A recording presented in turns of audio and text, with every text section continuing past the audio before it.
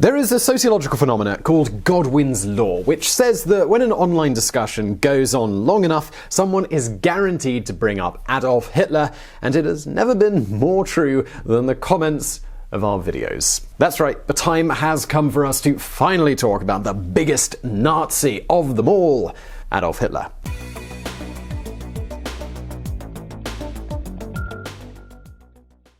Now, most of us have learned about World War II and the Holocaust in history class, but very few people know about Adolf Hitler's personal life. His early years and his rise to power show us how one man used fear and anger of the German people to manipulate other human beings. He transformed a nation into a force of hate and destruction that was responsible for the deaths of millions of people. And today on Biographics, we bring you the infamous life of Adolf Hitler.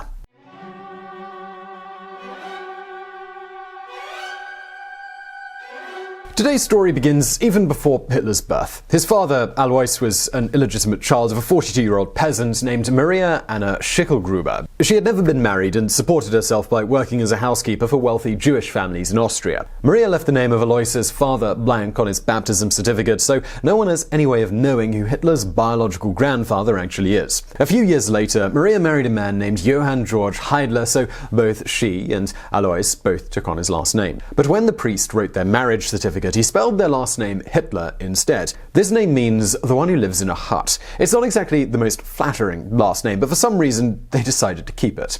Maria died at the age of 51 when Alois was just 10 years old. He went on to live in his stepfather's family farm, where he worked hard to earn his keep. As a teenager, he apprenticed under a cobbler and learned the art of leather making. He was ambitious, so he got a job with the Austrian Ministry of Finance, and this put him firmly in the middle class. Alois Hitler got married and divorced twice before marrying his third wife, Clara Pulzel. They had 2 children who died in infancy before finally giving birth to a healthy son on April 20th, 1889. They named him Adolphus Hitler. They went on to have another son, Edmund, in 1894. Adolf Hitler was rebellious and lazy from a very young age, and he did not get good grades. His father was an angry man, and he would beat Adolf frequently when he misbehaved. His mother, in contrast, was very protective and would show him unconditional love no matter how badly he behaved. At 8 years old, he began singing in his church choir, and his mother fawned over him, telling him that he was the most talented boy in the church. She believed in him so much that she paid for him to have private voice lessons. He told his parents that he wanted to be a Catholic priest, and he was already preaching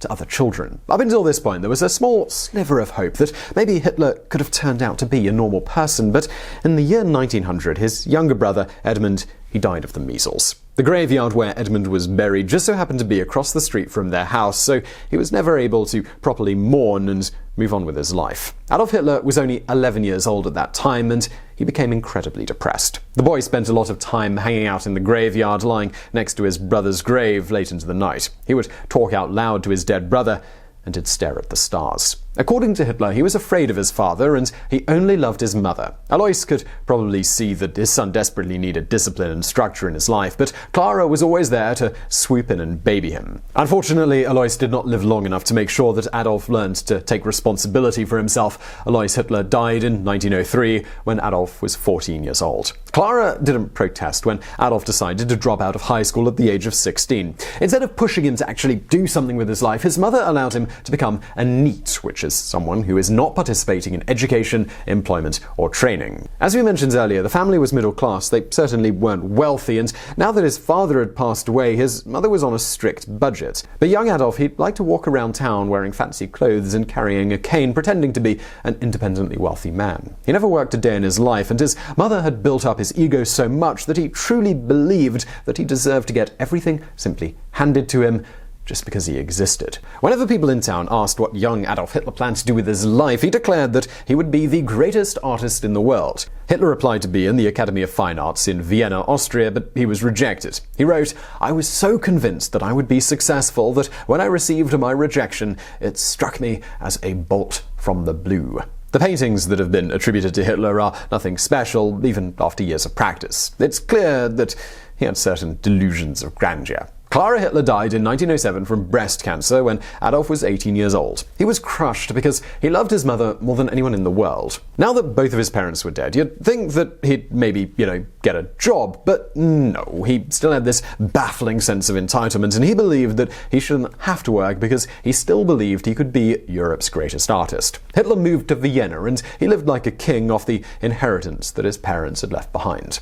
Alois Hitler, he worked his entire life to save up that money for retirement, and Adolf spent all of it in a single year. After this, he was so broke that he ended up having to live in homeless shelters. Desperate for income, Hitler wrote to family and friends, asking them to support his life as an artist. Considering that the majority of his relatives were in the working class, the replies were not very surprising. They told him to get a job. However, he did convince at least one aunt to start sending him money for his basic needs. After years of practicing on a daily basis, he finally started making a small income by selling watercolor paintings to local businesses and tourists, but he would never be able to support himself fully from his art.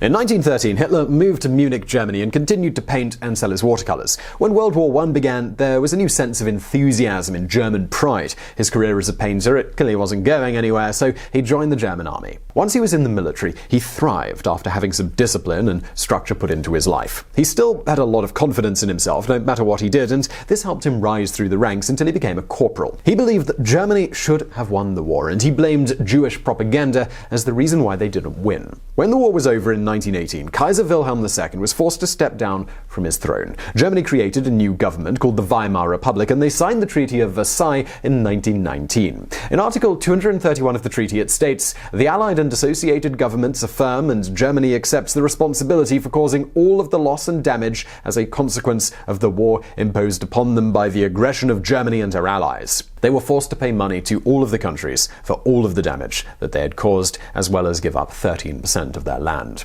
Following the war, the Weimar Republic had struggled to deal with the crippling debt from the Treaty of Versailles. This new government, it tried to create jobs through public works projects, but the country, it simply couldn't afford to pay for them. So instead of taking responsibility for their problems and trying to come up with a solution that made sense, they tried to take the easy way out and just print more money. Now look, even if you just have a basic knowledge about how economics works, printing excess money means there is more currency in circulation and therefore its overall value goes down. The people in charge, they had absolutely no idea what they were doing, and between 1921 and 1923, they went through a period of hyperinflation, where the value of just a single US dollar was equal to several trillion German marks. Money was so worthless that kids were using stacks of money as building blocks, and they cut it up to make kites. Whenever someone wanted to buy something at the store, they'd have to take a wheelbarrow full of cash with them. So at this point, Adolf Hitler had secured a job working for the German army as a confidential informant. This was basically someone who spied on average citizens to make sure that they weren't getting into any trouble. Then in 1919, he attended a meeting of the German Workers' Party at a beer hall. Even though he was sent as a spy, he realized that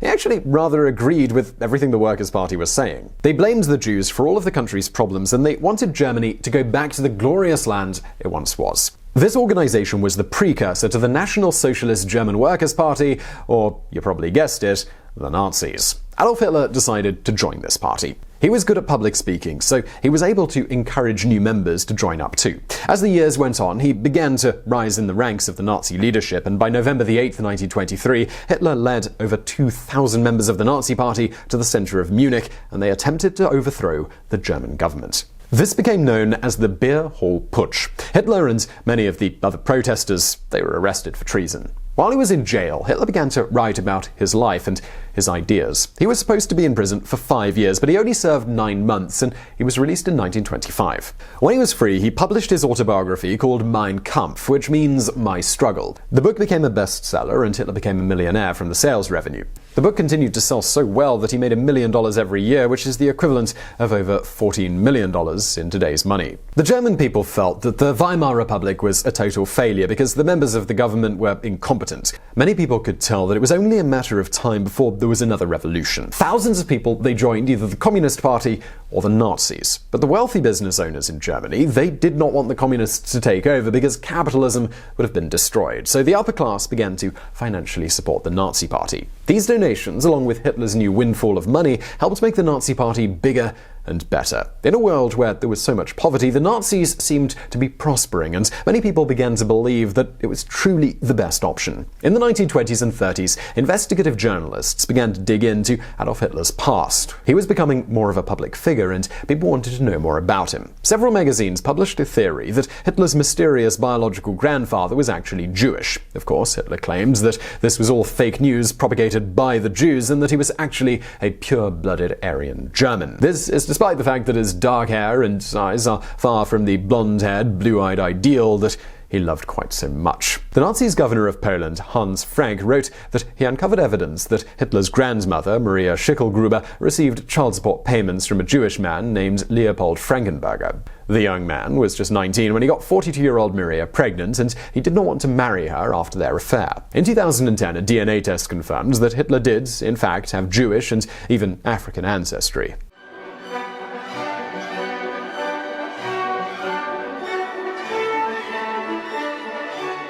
It was clear that the German people, they were angry, and plenty of people were trying to come up with peaceful solutions to retaining a democratic government. In 1924, a man named Charles G. Dawes came up with a plan to borrow money from American banks and then use these loans to pay for the coal industry. Germany would sell coal to France and it would help pay down their debt. This was called Dawes's plan, and for a while it was actually working. For the first time in years, Germany had hope of recovery. In 1925, Charles Dawes was given the Nobel Peace Prize. But in 1929, the United States stock market crashed spectacularly, and Germany could no longer rely on those American loans. This marked the beginning of the Great Depression.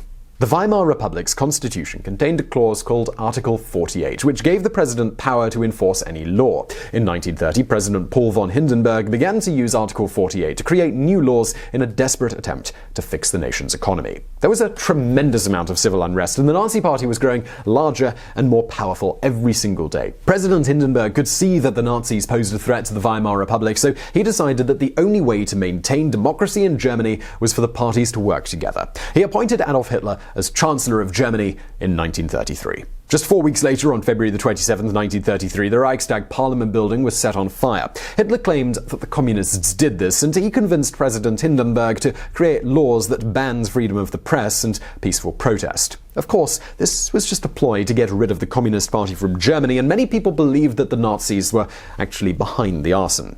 In the summer of 1934, Hitler and his devout followers, Heinrich Himmler and Hermann Göring, began the Night of the Long Knives. They staged a major coup by murdering the most powerful members of the Weimar Republic. Hitler began to ban all of the trade unions and made all other political parties illegal. The only choice a German citizen had anymore was to simply be a Nazi. This was his Third Reich, which was an empire that was apparently going to last 1,000 years. Hitler gave speeches that were full of hyperbole. He claimed that everything was the greatest and made outlandish promises about the future of Nazi Germany.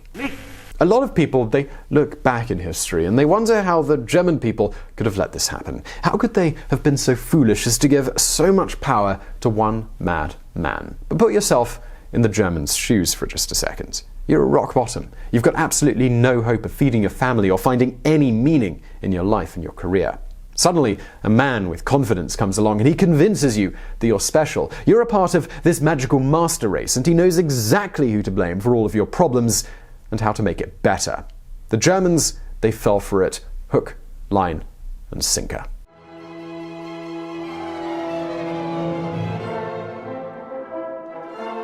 Hitler's plan to improve the German economy was exactly the same way that he got money all his life. Instead of working for it, he was simply going to take it from the people who worked hard to actually earn it. One of his first decrees was to increase the wages of the German people by 10.9%, which made everyone happy straight away. Then he declared that he would decrease trade with foreign nations and put all of the country's money towards military spending because they were going to make Germany great and glorious once again. At this point, Germany was just as broke as it was before, and the money, it had to come from somewhere. Hitler believed by conquering other countries, they could steal the wealth of other nations and use that money to run the Third Reich. So, if you're going to steal from someone, why not start with the wealthiest people in Europe? Jewish homes were ransacked and their priceless artwork, gold, and properties were taken. Then he moved on to the ethnic cleansing of the Sinti and Roma people, simply because they were vagabond gypsies that he didn't like having around. Hitler decided to completely ignore the restrictions placed on Germany in the Treaty of Versailles. As we mentioned earlier, Germany had lost 13% of its territory, but he believed that this perfect Aryan race needed space to grow. A lot of space. He called this the Lebensraum, which means living space, and he wanted to spread German territories throughout the world.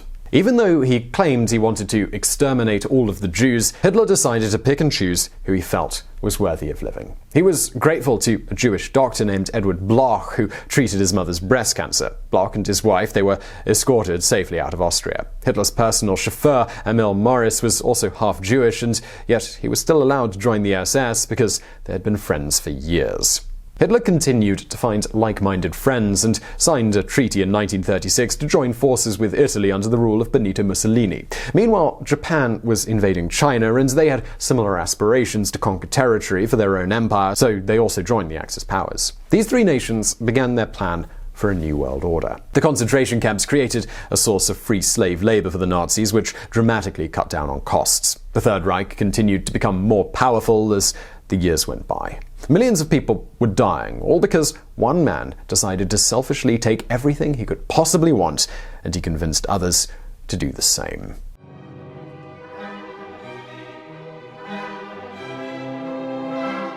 After becoming wealthy from the sales of Mein Kampf in 1925, Hitler had his older half-sister Angela Rollball move into his home with her children, and she became his housekeeper. He was obsessed with his 17-year-old niece called Gaily Raubal. Her friends would say that they always thought they had an oddly close relationship for an uncle and niece, and many historians have gone so far as to say that Gaily was the love of his life. When Gaily was 19, she began having a secret affair with Hitler's half-Jewish chauffeur, Emil Morris. When Hitler found out, he was outraged and Morris was fired. Hitler sent his sister Angela and her children to live in a large house that he purchased in order to get them away from the city. Gaily was attending medical school in Munich, so Hitler suggested she continued living in the apartment with him alone. Hitler forbid her from having any friends. She became a prisoner in the apartment, and he would not allow her to go anywhere outside of school unless there was a chaperone. Even before he was Chancellor of Germany, Hitler employed a driver and Nazi bodyguards who were also there to make sure that he never escaped. In 1923, Gaily was now 23 years old, and she asked if she could go on a trip to Vienna to start taking singing lessons.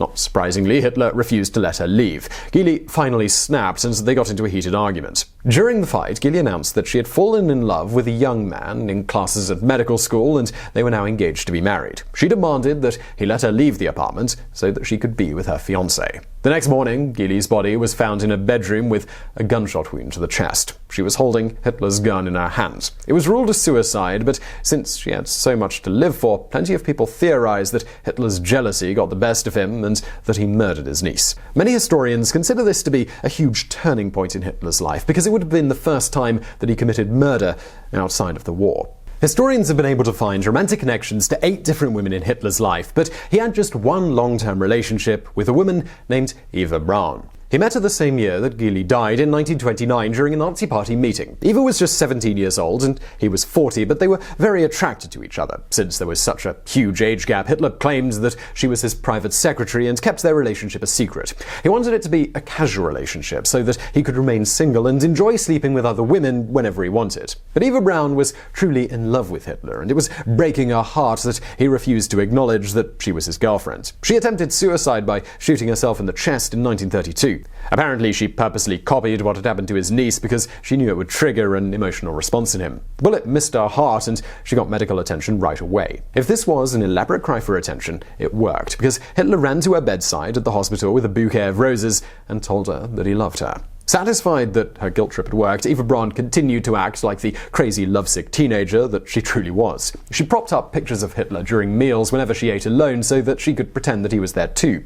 Eva even got jealous of the attention that Hitler gave to his dog, Blondie. She would reportedly kick the dog whenever it got close to her. But Hitler could never see Eva as anything more than one of his many mistresses. She never got the love and attention that she wanted from him. In 1935, she attempted suicide again, this time by overdosing on sleeping pills. After she recovered, she demanded that if Hitler didn't want to reveal his secret affairs, they needed to live together in his bunker. He allowed her to stay as long as they slept in separate bedrooms.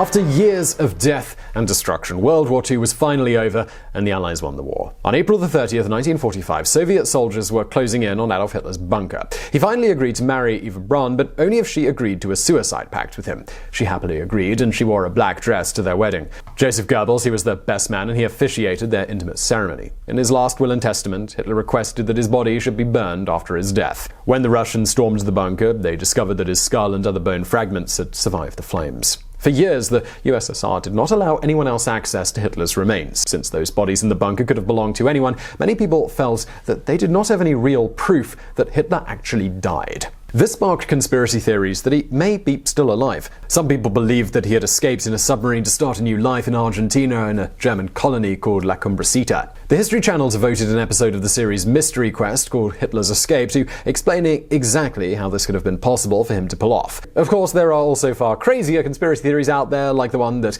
claimed that the Nazis started a space colony on the dark side of the moon. Nope. The idea was so ridiculous it was turned into a comedy movie called Iron Sky. But in 2018, scientists finally confirmed the teeth extracted from the skull in Russia are, in fact, Adolf Hitler's because it matched his dental records. Once and for all, people can have closure and know that he truly did die in that bunker in 1945. The Nazi Party became illegal in Germany, and it was forbidden to even read his autobiography, Mein Kampf, until very recently. Unfortunately, Nazism it's not gone away completely. It was never outlawed in the United States, and this brought on a revival of the neo-Nazi movement. As long as we continue to imagine Hitler as a monster that only comes along once in a lifetime, we'll fail to be prepared for when another evil dictator comes along. When power falls into the wrong hands, history can easily be doomed to repeat itself. So I hope you found that video interesting. If you did, please do give us a thumbs up below, and don't forget to subscribe. We've got brand new videos just like this several times a week. If you're looking for something else from me, I've got a daily channel called Top 10s. If you click below, you'll find a link to that, or just search YouTube for Top 10s with a Z and you will find it. And as always, thank you for watching.